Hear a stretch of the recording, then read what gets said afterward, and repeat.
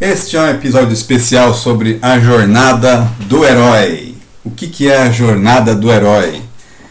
Nós vemos aqui três personagens que têm muita coisa em comum. Do lado esquerdo nós vemos o herói Aquiles, um herói da mitologia grega. Ao centro nós vemos Sansão, herói da mitologia hebraica. E no canto inferior direito nós vemos Siegfried, um herói da mitologia nórdica. E o que esses três heróis têm em comum? Todos eles têm um ponto fraco. Aquiles era um herói invulnerável, exceto pelo seu calcanhar. E foi assim que ele foi morto, por uma flecha de Paris que atingiu seu calcanhar durante a Guerra de Troia. Sansão tinha como ponto fraco seus cabelos. Ele era um nazireu e não podia ter os cabelos cortados. E quando seus cabelos foram cortados por Dalila, ele ficou fraco e aí foi capturado pelos filisteus. E Siegfried, que derrotou o dragão e banhou-se no seu sangue, também tornando o seu corpo invulnerável, exceto por uma parte nas suas costas, perto do ombro, onde caiu uma folhinha. E aí o sangue do dragão não tocou aquela parte que era a única parte vulnerável do seu corpo. E assim como Aquiles, ele foi morto justamente por uma lança que atravessou aquela parte.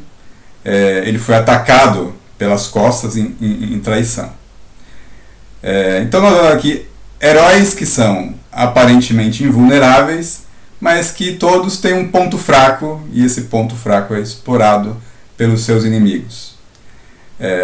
Essa característica do herói ter um ponto fraco é uma característica de vários mitos, de várias mitologias, de várias civilizações, inclusive da mitologia contemporânea dos super-heróis. E aqui nós vamos conhecer um pouco sobre esse conceito da jornada do herói, que é um conceito que se repete em diversas aventuras, em diversas histórias. Um detalhe especial aqui, esse canal, talvez todo mundo tenha já acostumado a ver vídeos do Ron, o Cavaleiro do Espaço. Bem, na verdade, esse é um canal sobre ficção em geral, mas o Ron também serve aqui para o começo da história, porque existe uma frase interessante no livro de Eclesiastes que diz o seguinte: o que foi, isso é o que há de ser, e o que se fez, isso se fará, de modo que nada há de novo debaixo do sol.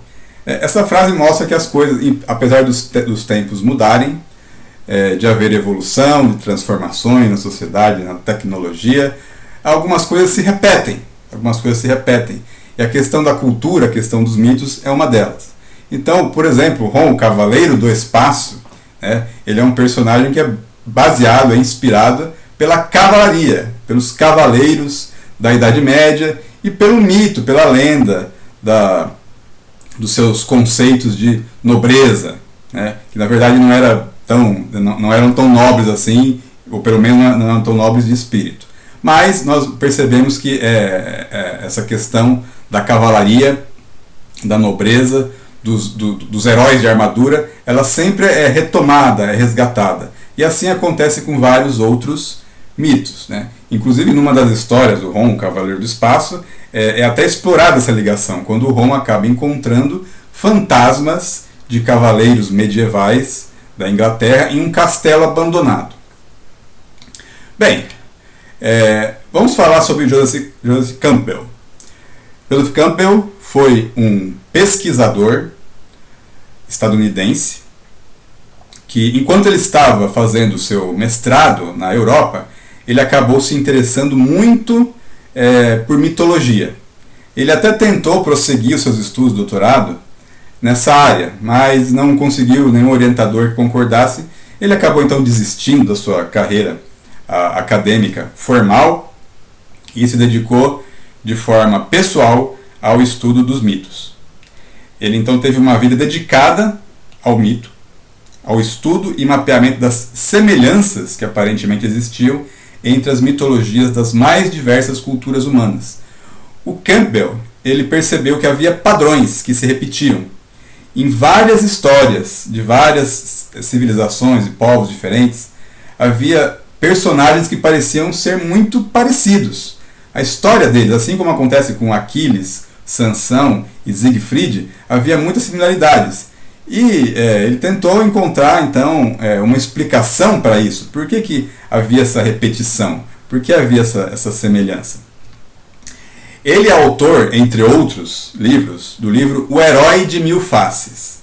O Herói de Mil Faces, na verdade, ele está nesse livro mostrando que há um padrão de herói que se repete em várias mitologias. Então, essas 1000 faces, quer dizer, ele se apresenta de mil, ou na verdade, mais de 1001 maneiras diferentes. Mas a jornada desse herói parece que é sempre a mesma. Não importa qual seja a cultura, o povo.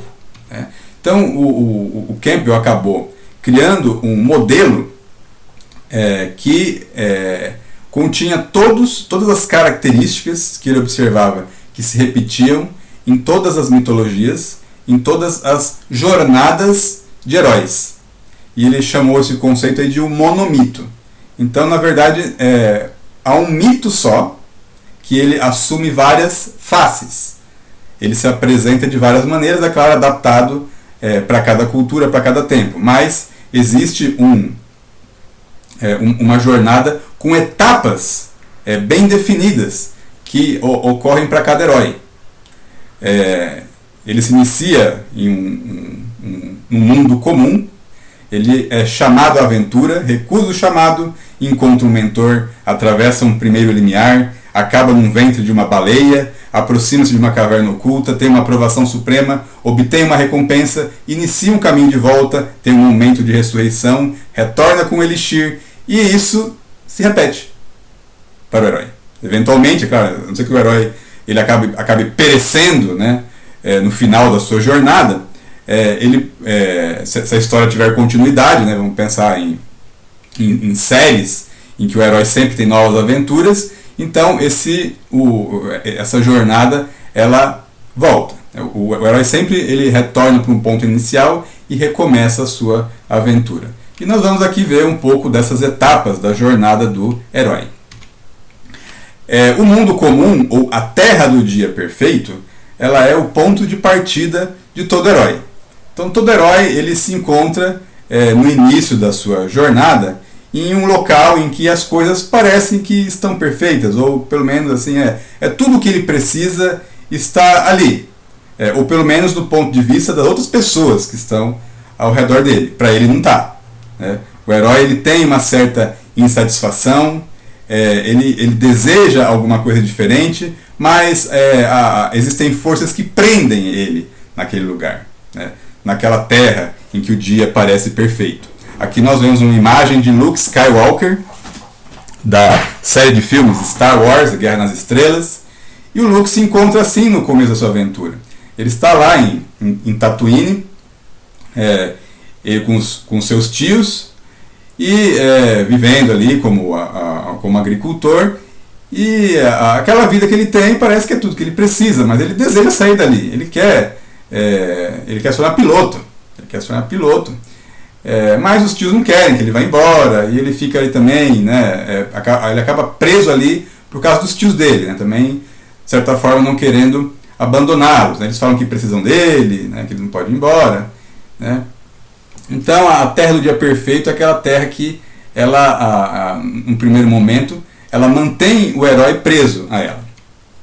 Só que aí, inclusive assim, aqui nós temos várias terras dos dias perfeitos, né? Aqui nós temos o personagem Frederiksen, o Sr. Frederiksen da animação Up, né? O Sr. Frederiksen, ele tinha também a sua terra do dia perfeito. A sua terra do dia perfeito era a sua poltrona, em que ele se sentava. Ele se sentava ao lado da poltrona da Ellie, né? Mesmo após ela ter falecido, ele se sentava ao lado da poltrona dela, porque ali ele ainda sentia a presença dela, né? E nós vemos que a obsessão do Frederiksen pela casa na animação é porque a casa representa a lembrança da Ellie. Então, assim, o que ele precisa está ali. Ao redor do Sr. Frederiksen, né, no bairro que ele morava ali, tudo está mudando, casas são derrubadas, né, prédios são construídos, mas a casinha do seu Frederiksen continua a mesma. É a mesma casinha que ele conhecia desde que ele encontrou a Ellie pela primeira vez, porque era uma casa abandonada, eles se conheceram dentro dessa casa, o Frederiksen acabou caindo, se machucando, mas aí depois, mais tarde, eles compraram a casa, reformaram, viveram nela a vida toda. Né? Essa casa era para o seu Frederiksen a terra do dia perfeito.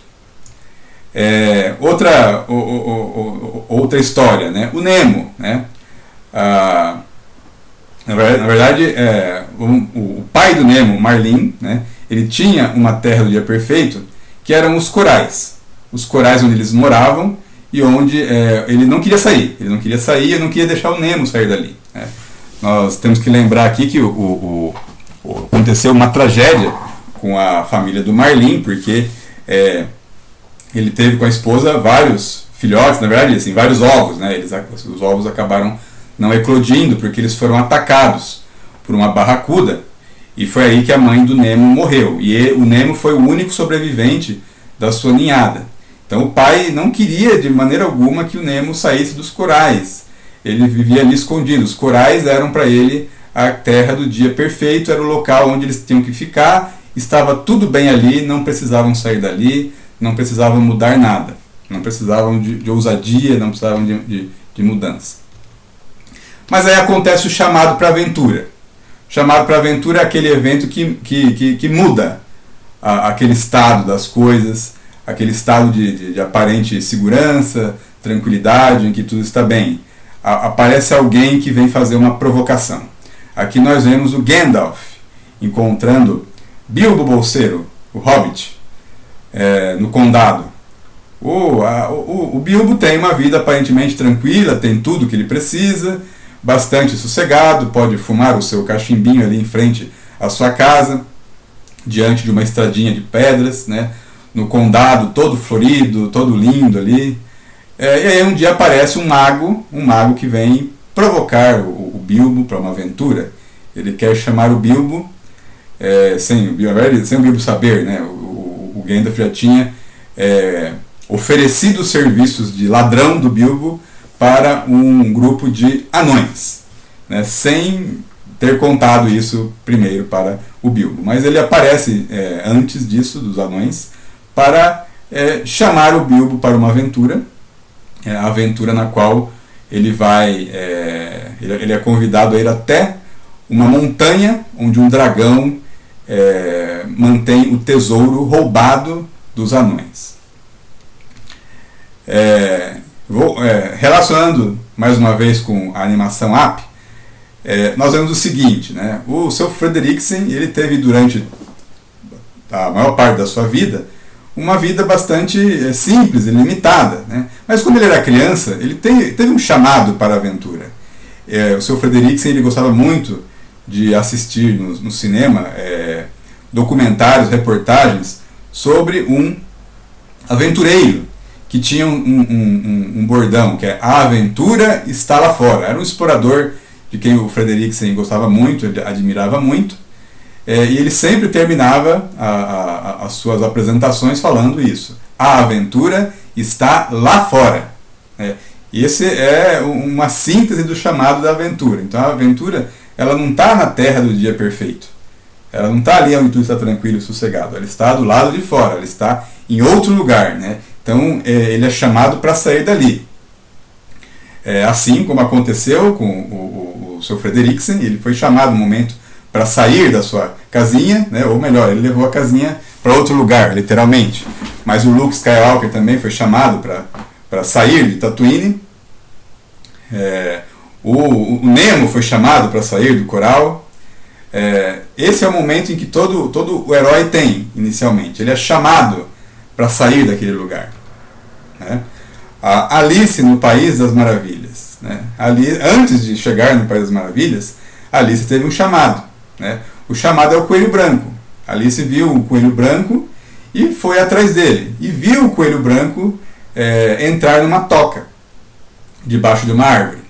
A entrada do coelho na toca foi o chamado para a aventura da Alice. Mas a Alice no começo teve medo, né, de seguir aquele coelho, né? Ela correu atrás dele até ele chegar na toca. Quando chegou na toca, aquele foi um momento de indecisão. Então, o herói tem, assim que ele recebe o chamado, a reação dele geralmente é recusar esse chamado. Aqui nós vemos o Sr. Anderson, que é o Neo de Matrix. Em sua história também, ele tem um chamado, né, o Morpheus. Ele chama pelo telefone o Neo, para sair do seu escritório, né, para sair daquela vida, mas o Neo acaba recusando. Na verdade, o Morpheus ele leva o Neo até para o lado de fora do prédio e tenta convencer ele a pular da janela, mas o Neo tem medo, o Neo se recusa, né? E aí ele acaba sendo preso pelos agentes que estão em busca dele.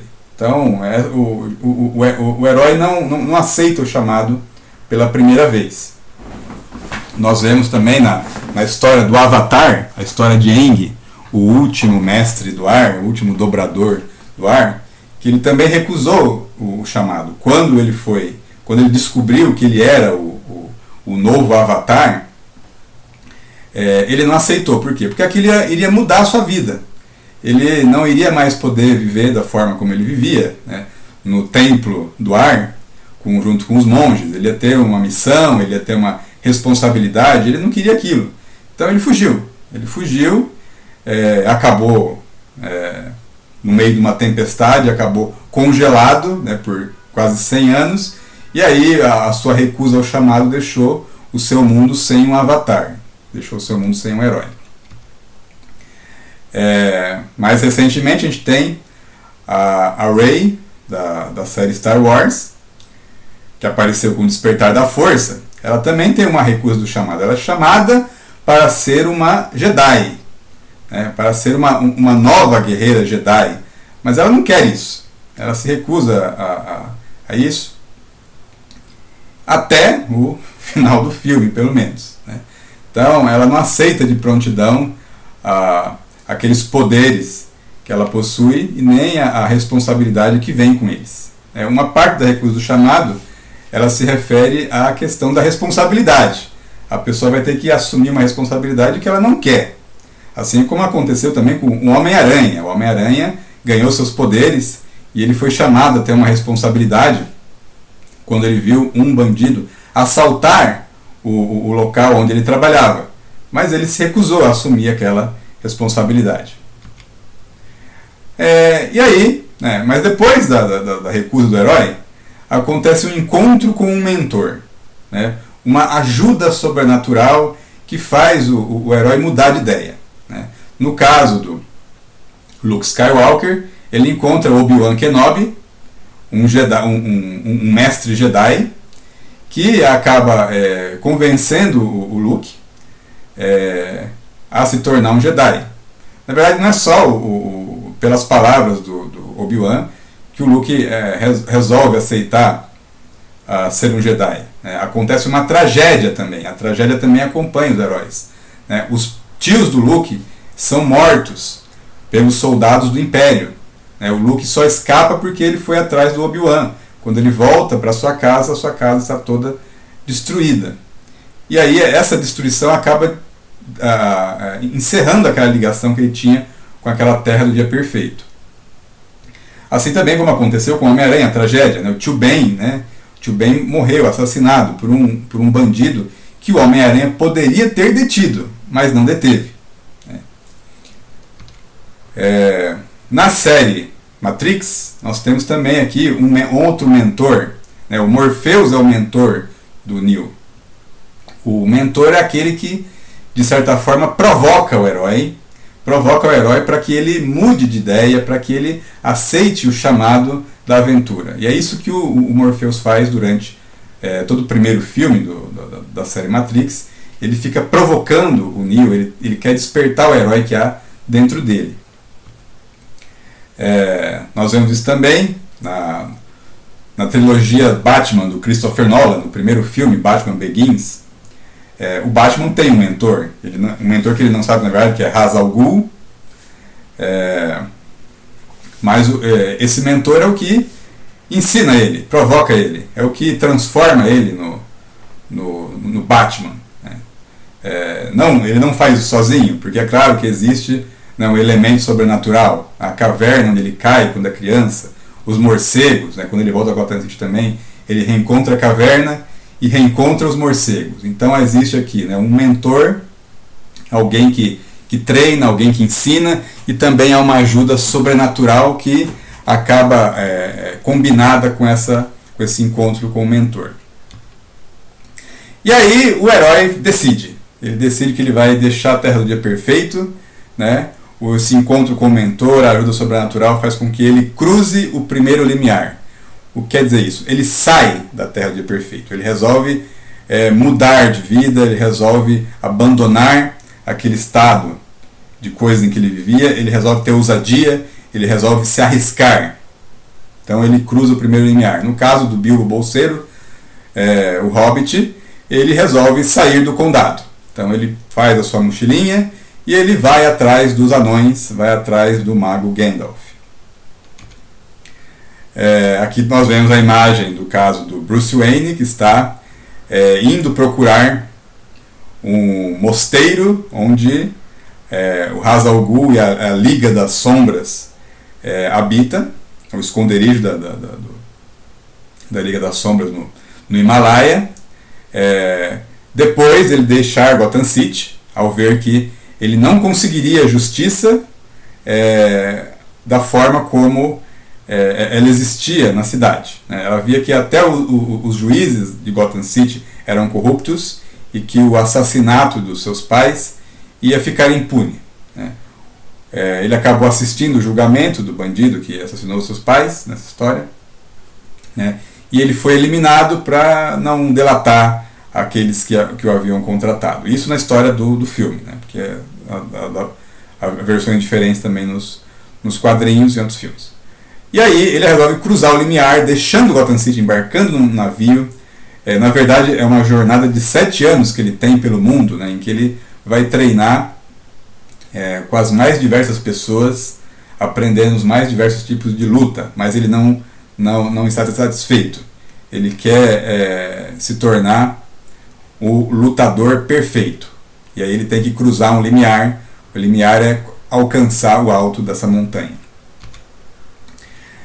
Aqui nós vemos uma cena da animação A Espada Era a Lei, da Disney, que é uma adaptação da história do Rei Arthur. Nós só descobrimos que é o Rei Arthur no final da animação, quando o jovem Arthur, que é chamado de Verruga, pelo apelido Verruga, durante toda a história, ele tira a espada da pedra, sem saber, na verdade, o que era aquela espada. O seu irmão, o seu irmão adotivo mais velho, na verdade, quem era adotado era o Verruga. Mas aí ele vai para Londres como escudeiro e ele acaba esquecendo a espada do seu cavaleiro na estalagem. E aí ele tem que encontrar uma outra espada e acaba cruzando com a espada na bigorna, na pedra, que é a espada que, se arrancada daquele lugar, ela indicará quem é o rei da Inglaterra. E aí o Verruga acaba puxando a espada sai, ele não desconfia de nada ali, ele vai apresentar a espada, e quando ele conta de onde que ele tirou a espada, o pessoal volta para o lugar, enfia a espada na bigorna, vários cavaleiros tentam tirar, nenhum consegue. Quando o Verruga vai, ele tira facilmente a espada. E ele descobre que ele então é o rei Arthur, ele é o rei da Inglaterra. A espada na pedra, então, é o cruzamento do primeiro limiar, porque essa é só o começo da aventura do Arthur. A partir dali ele vai ter que aprender a ser um rei, vai ter que encontrar os seus cavaleiros, os cavaleiros da Távola Redonda, vai ter que enfrentar a Morgana Le Fay e depois enfrentar o seu próprio filho, Mordred. Então esse aqui é só o começo da aventura. Aí o herói acaba se metendo numa grande encrenca depois que ele cruza o primeiro limiar. Então parecia, nossa, vamos lá embarcar nessa aventura, as coisas vão ser legais. Não. Na verdade aqui o monomito ele mostra também uma certa relação com a vida. Quando você se arrisca, você tenta alguma coisa nova, você experimenta algo, geralmente tudo dá errado. As coisas dão errado, pelo menos durante algum tempo ou no começo. Então, porque essa é a realidade. A realidade é as coisas não darem certo. A realidade não é as coisas funcionarem da primeira vez. Então existe, na hora em que o estado natural das coisas, que é a ordem, ele é alterado, aí existe um momento ali de grande caos. E aqui na jornada do herói, esse momento é a barriga da baleia. Quando o herói se mete numa grande encrenca, na qual parece que ele não vai sair, realmente.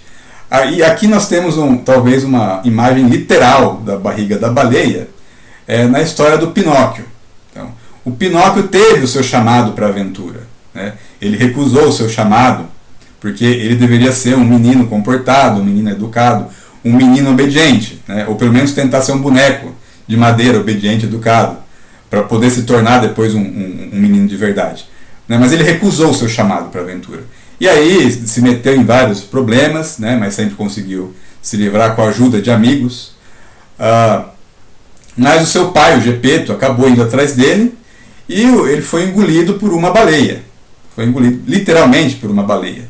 E aí o Pinóquio, ele aceitou o chamado indo atrás do pai e ele acabou também dentro da barriga da baleia nessa história. E aí parecia, nesse momento aí, que tinha tudo acabado, né? A barriga da baleia é aquele momento que você pensa, agora acabou, não tem mais o que fazer, né? Eu pensei que eu ia chegar mais longe, ia ser diferente, mas o meu sonho não se realizou, então agora é o fim.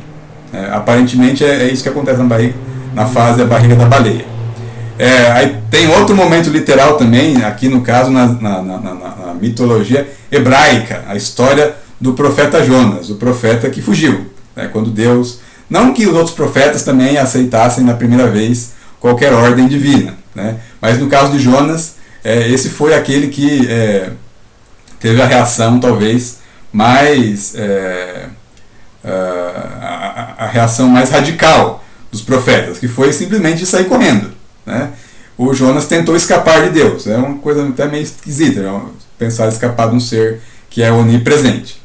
Mas aí ele não consegue escapar. O Jonas vai parar num barco, tem uma tempestade, o barco está quase naufragando, e aí eles acham que alguém no barco é culpado por aquilo, né? Eles tiram a sorte, quer dizer, eles vão fazer que nem o palitinho ali, né? Alguém vai tirar o palitinho menor e esse que tirar é o culpado da desgraça. E aí acaba que o Jonas é identificado como culpado da desgraça, né? E ele fala que a única maneira deles não naufragarem é jogar eles no mar, né? E depois de uma relutância, jogam ele no mar e ele é engolido por uma baleia, né? Ele é engolido por uma baleia, e aí parece que é o fim do Jonas. Então Jonas recusou o seu chamado inicialmente, né? Aceitou a sua aventura, no caso ele aceitou a aventura de fugir de Deus, né? E aí ele acabou na barriga da baleia, e aí parecia que agora é o fim, né? Agora acabou a história, né? Aí, saindo das metáforas quase literais aqui, na história do Senhor dos Anéis, nós temos um momento de barriga da baleia, quando a sociedade do anel está nas minas dos anões, e eles são cercados, eles são totalmente cercados pelos seus inimigos, né? E aí parece que eles não têm saída, porque são apenas 7 pessoas contra um grande exército que está em todo o salão, né? E aí parece, agora é o fim, agora acabou. Mas não acaba. Na verdade, a barriga da baleia é só o começo da aventura, porque o herói tem uma grande estrada de desafios diante dele. Então também acontece isso na história de Perseu, o semideus, que ele tem que ir em busca da cabeça da Medusa para conseguir derrotar o Kraken e salvar a vida da princesa Andrômeda. Bem, então, só que até chegar a enfrentar a Medusa, no meio do caminho, Perseu tem que enfrentar várias outras ameaças. Então, existe uma estrada, eles percorrem, literalmente, todos os heróis percorrem um caminho, uma estrada cheia de desafios, né? Nós vemos aqui uma cena de Indiana Jones, né? Os caçadores da Arca Perdida, a cena clássica da bola de pedra rolando, e o Indiana Jones fugindo dela. Então, essa aqui é só o começo da história, né? Eu penso que a bola de pedra vai ser a maior ameaça dele, isso é só o começo. Então, ele tem uma série de desafios em uma longa jornada em que ele empreende. Aqui nós vemos um herói, um príncipe, né? Que vai em busca da sua princesa, o príncipe Filipe, na história da Bela Adormecida. Então, o Filipe também, para chegar até a Bela Adormecida, né, a princesa Aurora, ele tem que passar por uma estrada de desafios, né? É uma estrada literal mesmo, né? Ele tem que sair, ele é prisioneiro da Malévola, ele tem que escapar do castelo da Malévola e alcançar o castelo da Aurora, onde ela dorme, para quebrar a maldição. Mas no meio do caminho, a Malévola invoca vários feitiços tentando deter o Filipe. O Filipe, que é, dentre os príncipes encantados das histórias, é o príncipe mais ativo. Talvez seja o símbolo máximo do herói entre os príncipes, porque é o único realmente que tem uma grande batalha. E aí acontece o encontro com a divindade. O encontro com a divindade é o momento em que o herói se defronta com um antagonista máximo, com um super vilão. Então ele já teve uma estrada de desafios, ele enfrentou grandes e vários perigos, mas esse agora é o maior de todos. Esse é o inimigo principal dele, é o arqui-inimigo dele. No caso aqui do Filipe, né, é a Malévola que assume a sua forma de dragão e ela se coloca entre o Filipe e o castelo dos pais da Aurora. E aí o Filipe tem que enfrentar o dragão, né, armado da sua espada, do seu escudo que as fadas lhe concederam, montado no seu cavalo. Ele vai aqui enfrentar o dragão, que parece ser muito mais poderoso do que ele. O vilão, o inimigo, sempre se apresenta de uma forma superior ao herói. Assim como aconteceu com Luke Skywalker, né, quando ele vai ter o seu encontro com a divindade na forma do Darth Vader, né, o grande mestre Sith, a maior ameaça que os rebeldes, que a Aliança Rebelde já enfrentou, né? Aquele que com apenas um gesto ele mata inclusive os seus subordinados, né? O Luke vai se encontrar com esse grande mestre Sith, né, após ter um treinamento incompleto com o mestre Yoda, né? Mas é o momento que o herói encara então a sua maior ameaça. Aqui nós vemos, por exemplo, assim, o Flash, na sua última série, enfrentando assim, a sua divindade, que é o Flash Reverso, né, na primeira temporada. Depois ele vai, como nós vemos que a jornada do herói se repete, no caso, cada temporada do Flash ela é uma repetição da jornada do herói. Então ele sempre vai encontrar uma divindade, sempre vai encontrar um arqui-inimigo que parece muito mais poderoso do que ele, né? Até nessa história, quando tem a chamada de abertura, né, que Flash é o homem mais rápido do mundo, mas você dá a impressão que na história os vilões sempre são mais rápidos do que ele, né, sempre estão superando ele. E aí, quando ele encontra, né, quando o herói encontra a divindade, parece que ele não consegue superar, né? Ele conseguiu derrotar várias ameaças, conseguiu passar por vários desafios, mas a divindade parece indestrutível. Mas o herói consegue. O herói consegue passar por esse momento. Ele derrota o supervilão, ele derrota o arqui-inimigo, ele derrota essa divindade. E aí o herói ele sempre tem um momento que ele tem que resolver algum problema pessoal. Alguma coisa em seu passado que estava sempre afligindo. Geralmente alguma relação familiar, alguma relação pessoal que tinha sido danificada. Ela é consertada depois disso. É o momento da expiação com o pai. No caso da história do Perseu, tem uma expiação real. O Perseu, durante a sua vida, ele sempre desprezava os deuses. E ele, durante muito tempo, não reconhecia a paternidade de Zeus. Zeus sempre tentou proteger Perseu e Perseu recusava a ajuda de Zeus, porque ele achava que os deuses eles desprezavam os homens, né? E o pai adotivo de Perseu, né, os seus pais adotivos na verdade, eles foram mortos num ataque de Hades. e o Perseu ficou com muita raiva de todos os deuses, inclusive do seu pai.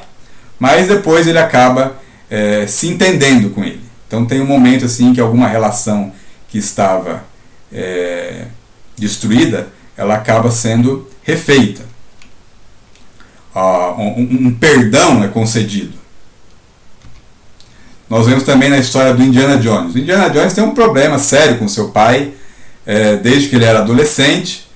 E aí, durante a aventura, a última cruzada, nós vemos que, que eles conseguem consertar a sua relação, eles conseguem restabelecer a sua relação. Claro, com muita dificuldade, né? Os dois acabam morrendo quase, né? Diversas vezes, assim, até que eles finalmente conseguem se acertar.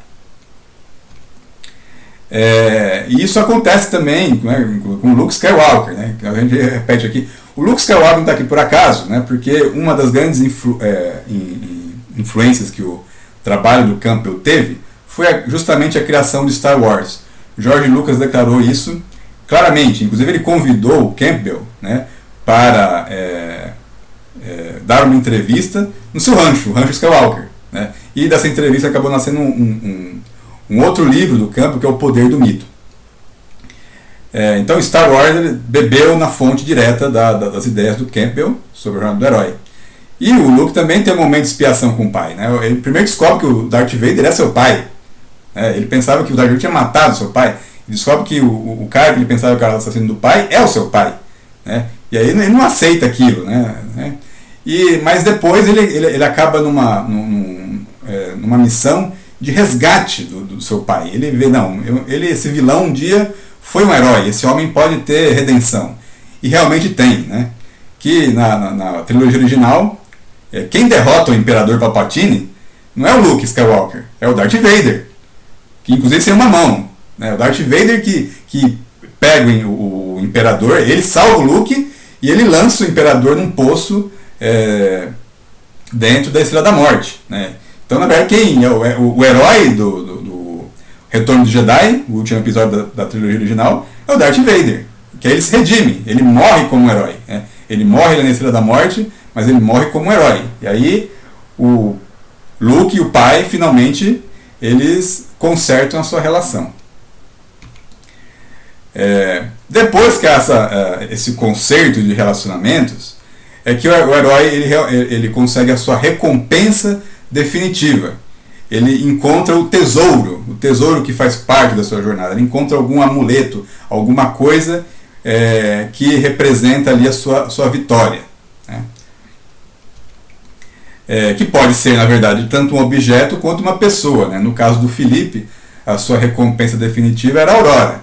Era isso que ele buscava na sua jornada. E quando ele finalmente derrota a Malévola, penetra no castelo, sobe na torre e desperta a Aurora com um beijo, ela é a recompensa.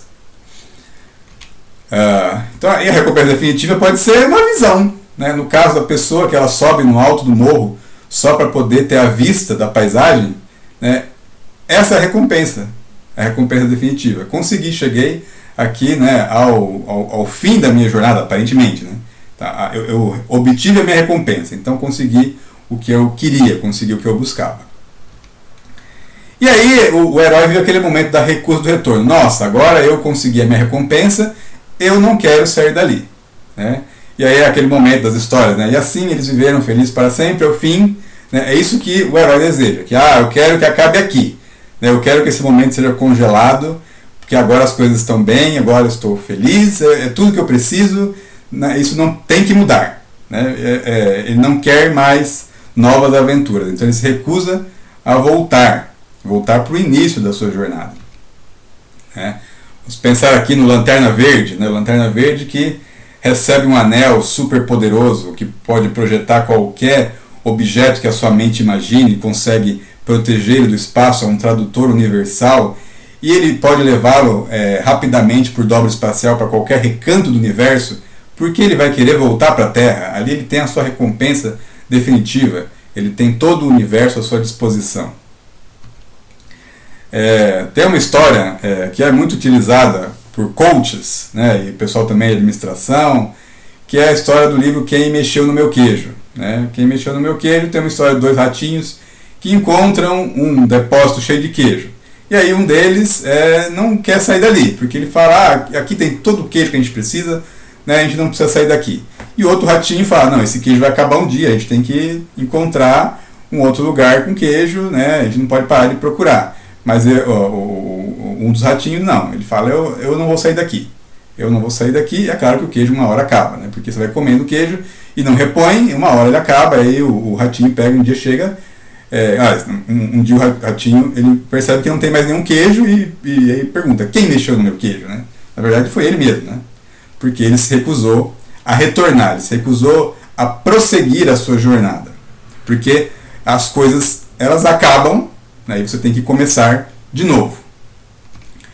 Aí acontece o voo mágico, né? O voo mágico que é aquele momento em que o herói ele tem que retornar para um ponto de partida. Ele não quer fazer isso, mas esse momento acontece. Aqui nós temos uma cena de um filme com o Tim Allen e a Kirstie Alley, que é Na Pobreza e na Riqueza. Os dois também tiveram a sua jornada de heróis. Eles eram um casal de empresários, estavam vivendo um problema de relacionamento, acabaram por causa do seu contador acusados de uma fraude e tiveram que se refugiar em uma colônia Amish. E lá eles acabaram enfrentando a divindade, obtendo a sua recompensa definitiva, e em determinado momento eles tiveram que voltar para a sua vida normal, sair da comunidade e retornar para a sua vida na cidade. Eles também tiveram que ter um voo mágico. Esse voo mágico não acontece com facilidade, porque de certa maneira aquela vida que no início eles se recusaram, aquele chamado que eles se recusaram de aventura, que no caso deles era a vida no campo, a vida dura ali de agricultura, acabou no final atraindo eles.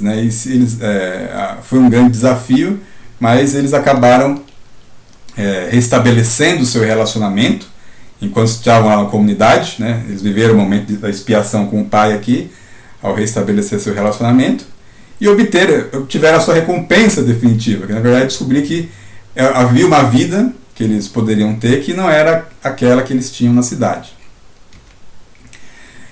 E aí, finalmente, depois do voo mágico, o herói ele cruza o limiar do retorno. Quer dizer, ele chega no momento em que ele vai retornar para o seu ponto de partida.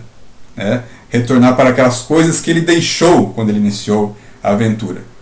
E nesse retorno, ao cruzar esse limiar, ele não vai necessariamente encontrar as coisas do jeito que ele deixou. Mas ele vai voltar para a terra do dia perfeito, com certeza. Então essa é a jornada do herói. É uma jornada que se repete para todo personagem de qualquer mitologia. Você pode procurar qualquer personagem na literatura, qualquer herói, e você vai conseguir identificar que todos eles seguem essas etapas nas suas histórias, nas suas aventuras. Então é isso. Se você gostou desse e de outros vídeos desse canal, pode se inscrever, pode ativar as notificações, compartilhar com seus amigos, ou então, se não gostou, compartilha com os inimigos.